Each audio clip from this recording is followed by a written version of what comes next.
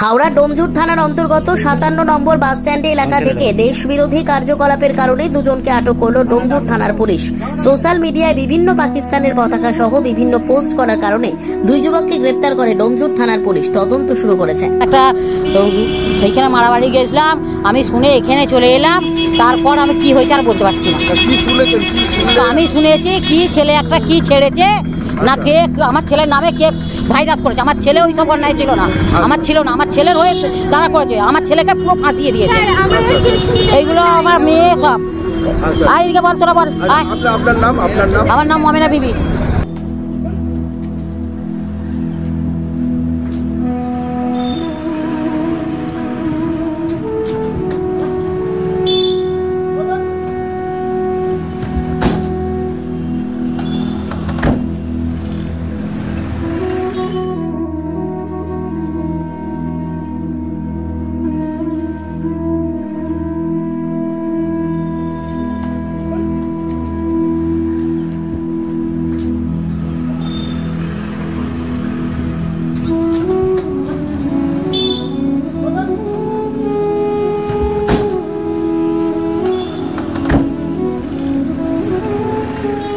Bureau Report, News Today Live।